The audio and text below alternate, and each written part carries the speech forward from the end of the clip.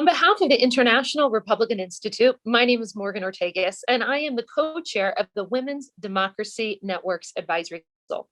I'm pleased to welcome you to our fireside chat with my dear friend, Dina Powell McCormick. IRI established Women's Democracy Network in 2006 to empower women around the world to participate in the political process and to pursue leadership roles in government, political parties, and civil society. WDN connects aspiring and accomplished women leaders, creating forums for sharing ideas like this one and experiences, as well as providing technical training and resource material. WDN is active in 86 countries in every region of the world and 16 county chapters. It's amazing. WDN positions, including parliamentarians, deputy prime ministers, vice presidents, cabinet members, ambassadors, and a range of other leadership positions. As we celebrate the Women's Democracy Network's 15th anniversary this year, WDN will highlight several accomplished women leaders in a series of fireside chats, which you're watching right now, as we share our personal stories and professional journeys from our network and many of our members. We know that it is powerful for women to be able to see examples of each other. And that is certainly true today with Dina Powell McCormick. I'm excited to introduce you to her. But first, I'm going to share a recent clip from an interview with Dana Perino to share a bit of Dina's story. One day, my parents got to come to the White House, and my father was really nervous, as you can imagine. I saw Dina through the window of Marine One as I landed on the south lawn. She was standing there with a man I knew must have been her father. He kind of made a beeline to my dad, and he said, "You must be Mr. Habib." And my father was in shock. He couldn't respond. I said, "I just wanted to tell you that you raised a great girl. She's a very important advisor to me." And he walked away. And it took a few seconds, and my dad tried to compose himself. "It's a lot to take in," he told her after I walked away. "As proud as I am of you, there's really no other country in the world where a man can bring a little girl who doesn't speak a word of English and one day watch her serve the president of his adopted country." So Dina, it's so great to have you on today. I wanted to first start by talking about your career, but then as I was preparing these questions, I thought, my gosh, she's done so much. Everybody watching just needs to Google her. There's no way for her to explain all of it. But the one thing that I think is really interesting about both your private sector and your public sector career is you've always been involved in roles where you're helping women. Was that accidental or was that on purpose? And tell us a little bit how you've done it in both public and private sector. Sure. Well, thank you so much, Morgan. I'm so honored to be here. And, I just said I never say no to Morgan. I'm so proud to call her such a dear friend. And I'm so actually proud of the work that you're doing for WDN. And I've always been such an admirer of the work of IRI. I've been on countless delegation trips and often focused on the voice of women in democracy around the world or in aspiring democracy, and very proud of the work that you're very focused on at IRI with WDN. It's interesting. It's a good question if I sort of thought that I was going to have the privilege of working on women's empowerment.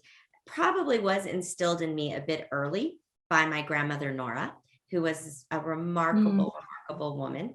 I was born in Cairo to Egyptian parents, immigrated to the United States when I was a young girl. And my grandmother was one of the most important forces in my life.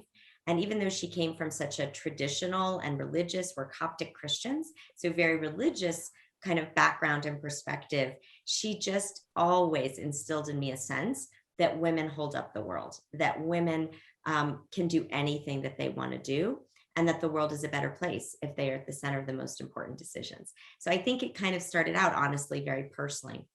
And then through my career, it was really after 9/11. I was working at the White House on 9/11. And I remember the shock that we all felt, the horrific tragedy, the loss of life. And then as we began to say, what is it that the United States can do, not just militarily and diplomatically, but what can we do to think about the sources of this kind of hatred and what could counter that? And interestingly enough, we got to women. women don't want to see their children grow up in evil. They want to see them fulfill their potential. And so when I worked actually for Secretary Condoleezza Rice, we took a huge percentage of the State Department grant budget and reinvested it into programs that empowered women around the world with English language training, access to capital and funding of businesses. And, she had this line that I'll never forget. If you want to see if a country around the world will be an ally of the United States, just look at how they treat their women. And I remember that as being so compelling to me. And it, followed suit, followed all the way to being recruited to Goldman Sachs with a view, actually, in their minds. There had been a huge piece that Goldman had written many years ago called Womenomics. And it was really the seminal piece that showed the greatest investment you can make if you care about growing GDP around the world and more peaceful and prosperous societies, economically empower women. And so it really kind of has been a bit of a flow, both in terms of from a national security perspective, but also, you can't be a company today that isn't focused on ensuring that women are at the center of any strategy that you have. That's right. That's absolutely right. And I know that the programs that you established at Goldman Sachs to help women around the world continue this day, which I think is a measure of success, because you've been in and out of government since then. One of the things that I get asked a lot is about mentoring young women and how we bring more women into politics and national security, in finance, of course, Wall Street, what you're on. And you seem to have reached the pinnacle in all of these places. But I know that no one gets there without mentors and without other people guiding them. So I'd like to speak a little bit about your experience there. Who's been your mentors along the way? I have been so lucky to have amazing mentors. And it's interesting. The most important mentors have been the ones that actually tell me the tough stuff. So, all of us, I think, seek out mentors. The truth is, it's really important to have at least a couple of them be willing to give you the constructive feedback. And, it's interesting. Right. Obviously, Condi Rice was a major mentor of mine. And I've also had many male mentors. I mean, mostly I've worked for very strong men. And the thing that resonated with me early on was that tough love, piece of it, where they would say, here are all the great skills that you have great potential, but you know what, you're a little too thin skinned and you can't be at those tables if you are. One of my mentors one time said, I could tell you were really upset that you were criticized, in that meeting. And the thing is, if you're going to be at a table like that from now on, I don't think you realized you've gotten to a certain, point in your career. Just don't be at that table, because at that table, not everyone's going to like you. The decisions you have to make now. And so either decide you can be at that table, you can be in that role or not. And it was just so smart, because his point was, if you're doing something important, at least 30% of people are not going to agree with you. If it's meaningful enough that it's making a tough decision or whatever it might be, then you really actually are going to tick some people off.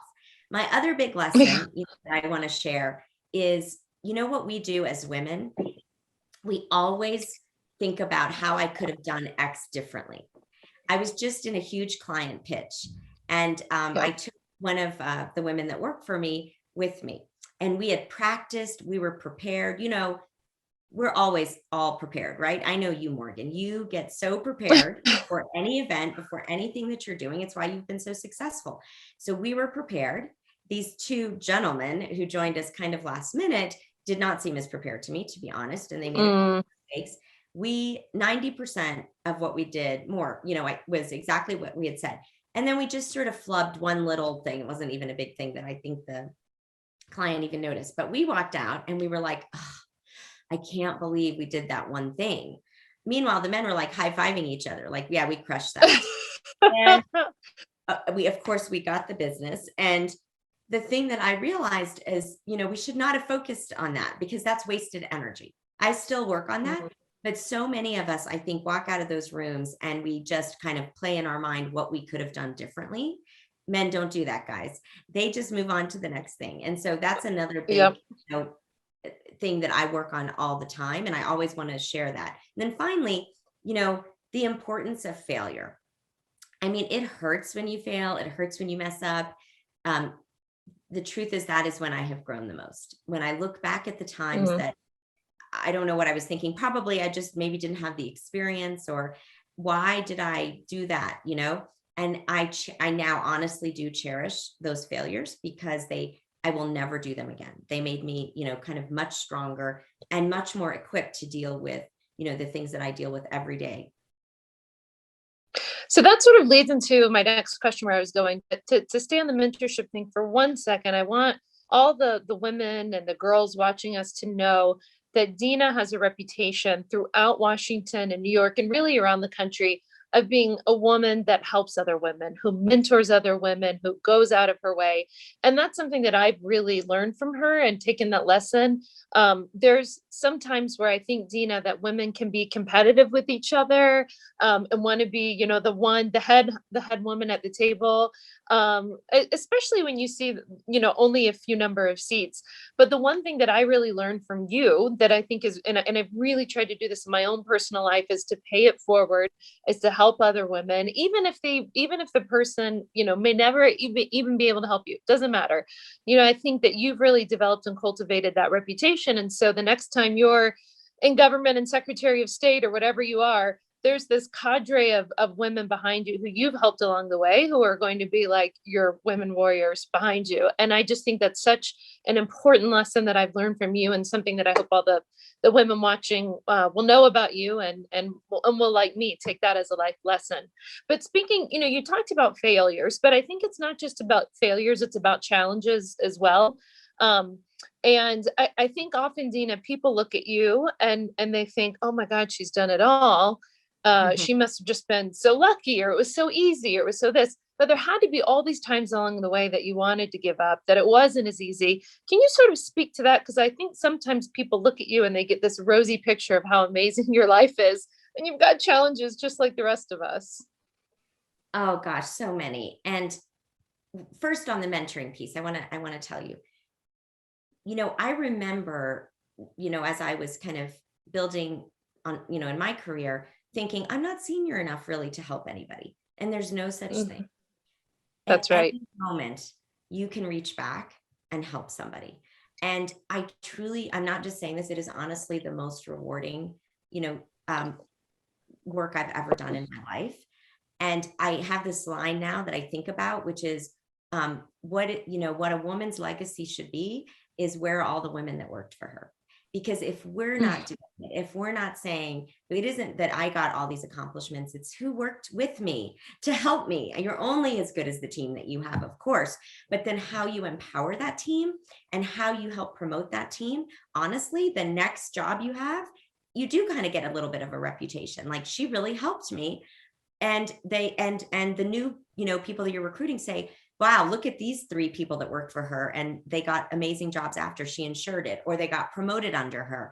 And then you're a whole new, group of people want to work with you because they've seen that you do that. So I really believe it's actually the right thing to do, certainly the most rewarding, but it's strategic too, in the best sense of that. And I got a letter, actually, Morgan, from, I won't say who it is because I don't want to embarrass her, but from a woman that when we were in the Middle East, when we were working for President Trump, and I was Deputy National Security Advisor, and it was all men, of course, at this table. And I was, I think, the only woman, and she was briefing the group, and no man was getting up to give her seat. So I get up and she's like, no. And I said, just sit down, because it was just so much easier for her to do the briefing. And at the end of that, I didn't even think a thing. And a year later, I got a note from her, and it just said, like, that gave me so much confidence. I was so insecure. And it just gave me confidence. I could sit at that table and I didn't do a bad job. And she said, you literally gave me your seat at the table. And it made me cry because I didn't really think about the significance of it, to be very honest. I really didn't. Then I thought, oh my gosh, I have to think more, purposefully, because now those actions really mean something to people. And, I just think that that's the other thing I would just encourage is purposefully just stopping for a minute and saying, what could I be doing right now that would really, give somebody an opportunity that I don't even think is that big of a deal, but it's a big deal to them. On failure, I think that too often we all try to paint a rosy picture of our lives, mainly because we think, I'm going to keep whatever failure I have personal. Nobody really cares. And the truth is, I think that does a lot of people a disservice. I don't believe there's such a thing as work-life balance. I have tried so hard to both be a professional and a mom, and tried really hard to do both things well. And at various points, I did not. I have a friend of mine who has this, like sort of the way she lives her life. On any given week, she's a partner at Goldman, very senior. She's like, I used to try to be an A+ partner at Goldman and an A+ mom. And I quickly realized that is not going to work. So on the days that I cannot miss something for my daughter or my husband, I don't give a crap what client I'm missing. I don't care if my boss is mad. I am there. And on the days that like, I absolutely cannot miss that work trip or whatever it is, I don't. So basically I average out as a solid B minus. Like there's no day I'm a perfect partner at Goldman and a perfect mom. But if I can sort of average out the week at a solid B, then I'm doing the best that I can. And I really do think we have to talk more about that it's just not perfect. There isn't really work-life balance, that you get up every day and you try to do the best that you can. And you're like you're pursuing your passion every day. And you also have a beyond adorable edible baby, and you're trying to do the best that you can. And I talk a lot about that. I got divorced, and it was a really horribly sad thing, and it was hard on my kids. And I, through that, like tried to do the best that I could. And I had really, really rough years. And I think if we share more about that, we're more likely to, continue trying to work and not giving up, wanting, and continue obviously to say, maybe I can also have a family. And it's not going to be perfect all the time, but I don't think it's an either or. And I don't think there is truly a thing we have these sayings that mean nothing, work-life balance. I don't know what that means. I think that the best saying is just get up and, pursue what you really want to do in your life, and recognize it's not going to be perfect. And the only judge that matters is yourself. Yeah, I think that, I mean, what an amazing point. It's, my baby's only 8 months old, and I feel like when you're at work, you feel guilty and you want to be home. And then when you're home, you kind of want to be at work because, you still have all of those passions and the desires and you want for your career. And I love that advice from your Goldman partner. I'm really going to take that to heart. It's like, I'm going to be an A at something one day. Maybe it's being a mom, maybe it's being, a financial partner at the firm, whatever it is. I love that. Moving on to sort of some practical advice. And we have a lot of women watching this from around the world. Some are in politics, some are in foreign policy. They're all smart enough to be a part of the Women's Democracy Network. But are there any practical organizations, networking tips, anything that women should sort of take away and say, okay, I should go be a part of X, or I should network this way or that way? Yes. And I actually think obviously this, your network here is so important. And the fact that it's a global network, early on in my career, I was really lucky to be invited to, different organizations to be part of. And, when I got busier, I started to think I can't be a young global leader anymore. I can't make all these conferences. And what I tried to do was really figure out the ones where the people were the most interesting and most meaningful, but also ones that I could like really have a real relationship with. And when I needed advice, I could go to. I mean, I can't tell you how much that has paid off. So I just went to the Middle East with our CEO, and this group that had been in a, small networking, organization, they're now like running the countries, and many of them are women, by the way.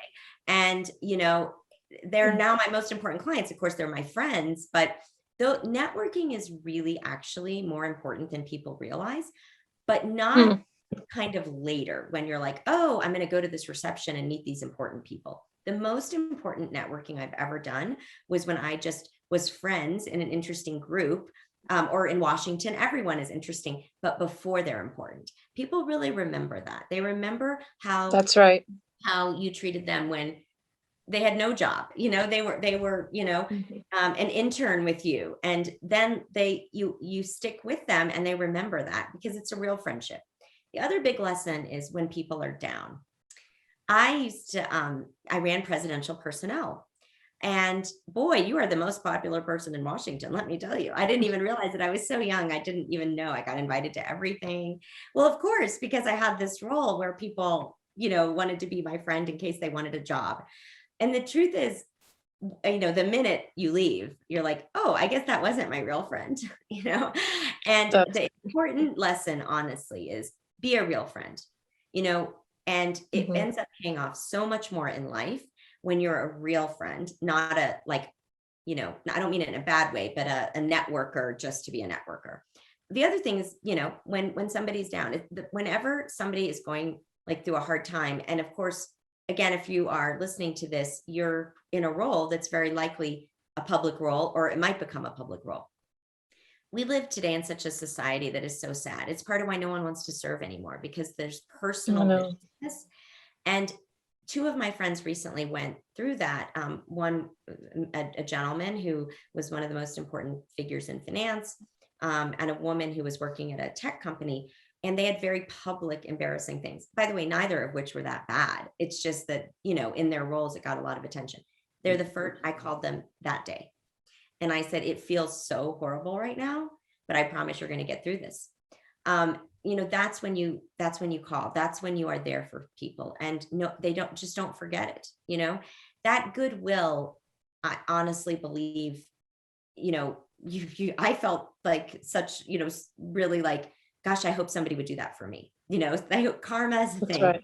But it's also, I think it's just going to get worse before it gets better, to be honest with you. This whole kind of culture of one wrong word and you're erased. And I think not being that person, for your friends really, really matters a lot. There for people when they're down. I always try to, and probably don't always succeed, but I always try to send a little text, email, or something whenever I see someone's hit a difficult time in the news, because that's when you really need people most. But at the same time, I want to move on to some of the more exciting and positive things that you've done in your career, and you've been involved in a lot. I want you to pick one, although it's really hard. So if you want to pick one in the public sector, one in the private sector, I think that makes sense too. But can you tell us what you're most proud of? Is there a story? Is there an event? Is there a seminal moment in your career that you could say, this is what I'm most proud of so far? Gosh, it's hard to, first of all, thank you for even kind of recognizing that I've had the privilege to work on a lot of initiatives I'm extremely proud of. And back to kind of that work-life balance that my daughters kind of have seen and understand when I'm not there. I hope kind of that I'm trying to work on things that really matter. And I have had, a chance to work in the public and private sectors. And, obviously there's nothing like working in government. You feel like you're having an impact. You feel like you're working on things you can't believe you have the privilege to work on. I guess the thing that comes to mind is when we launched 10,000 Women at Goldman Sachs in 2007, we were really one of the first global private sector institutions to meaningfully invest. We committed at that time the largest amount of private capital, $100 million, to support 10,000 female entrepreneurs around the world. Now we've gotten to 80,000. We've raised $1.5 billion with the World Bank for capital for small and medium enterprises run by women. And we've seen just the impact. It really is data. A woman gets economically empowered, suddenly her entire family is better off. Suddenly the community is feeling the impact of her worth and her value. And I remember at the time somebody saying to me, you realize that the only people that have really been talking about women's empowerment are the World Bank, the UN, government leaders, but no, frankly, male-dominated investment firm has stood up and said, we just found our best investment. The investment in women around the world is the most smart investment that we can have. And I do think we were part of that tipping point, the changing the debate, that this was not only a just thing to do, a human rights priority, this was smart economics. And that's really what changed, not just us, many amazing people. And then, of course, that led to our developing 10,000 small businesses. We finally let men in the United States, where we have invested in many, many job creating small businesses. And most recently, a program I'm extremely proud of, 1 million Black women, a market-based program that really seeks to address the opportunity gaps that Black women face in the country around housing, access to capital, healthcare. And so once you sort of also have a program where you can measurably show it has made an impact, you have credibility to then build on the next one. And so I remember working in a country with 10,000 women, and this woman, her husband never talked to her or had any respect for her. And when she started making a little bit of income, he suddenly had so much interest, even though it was a tiny amount, was very impressed. And today he works for her and in this company that she started. And so the power of economic independence, even slight for women, I think is limitless. And so I think that's one of the things I've certainly been most proud to be a part of. Well, I think we're going to, oh yeah. Go ahead. No, go ahead. I think we're going to wrap it up with a final question that I think a lot of young women watching this are wondering, which is there, and there may be more than one, but is there a piece of advice that you would have given to young Dina Powell that you wish someone had told you, or maybe earlier in your career? Is there anything that our young women watching should really grab onto as they think about careers and diplomacy and politics and business? I mean, there's like many obvious ones of, finding a good mentor and being one. But I think one we don't talk about enough is having the courage to take some risk. We all, again, don't take probably a lot of risk because we're worried about, am I going to get the good job? Am I going to, succeed? And when I was graduating from college, my parents, when I was growing up, immigrant parents used to say, Dina, we left our homeland, our family, our church, everything behind, so you and your sisters can pursue your dreams as long as you're a lawyer, a doctor, or an engineer. And to them, safe, stable professions. They would know they knew I could take care of myself. And so very dutifully, I worked full-time through college. I graduated, I got into law school. I was heading to law school. And at the last minute, I had a chance to go to Washington and work for a senator, just for, like an internship, really. And I was so scared to tell my parents because they were like going to freak out that I was going to law school. So back then, I'm so old, I faxed my parents the deferral letter. The law school said you can defer for a year and come back. So I wasn't losing the opportunity. And I remember my dad was like, I don't even know why we left Egypt. For them, they didn't understand. And I doubted myself, but I just said, you know what? I'm going to jump off this cliff. I know I can come back, but I really want to try and do this. And I listened to my gut. And of course, I was on a journey I couldn't have even imagined how it would turn out. And if I hadn't done that, I would have never known the opportunities that maybe I would have had a chance to be a part of. Similarly, when Goldman Sachs recruited me, I'm not a banker. I was terrified. I had to move 2 babies to New York, and I was so scared. And I agonized. And I similarly got advice. That is, why would you do that? Why are you moving to New York? You don't know anything about banking. I don't think it's going to work out. And I really, I almost like didn't do it. And I just thought, you know what, for some reason, I think I should jump off this cliff again. And sure enough, that was hard. That was even harder. I will be honest with you, as a parent. And yeah, so hard to join an institution that you didn't grow up in. And certainly when you didn't have a financial background. But I'm obviously really glad I did. I think God must have known something that I didn't. And so taking risk a few times in life, by the way, sometimes I've jumped off the wrong cliffs and I learned lessons that those weren't maybe the right decisions. But risk is something that's hard to do. But if your gut is telling you, I at least have to try this, and it may fail, that's okay. Then you have to pursue it. Well, I appreciate one of the things that you've done throughout the Q&A today is the vulnerability that you've shown And I think, especially when it was a long time ago, but when I was in my 20s, I was always afraid to show vulnerability because I thought vulnerability was weakness, or vulnerability means that I wasn't going to make it and I couldn't make the cut and everything had to be perfect.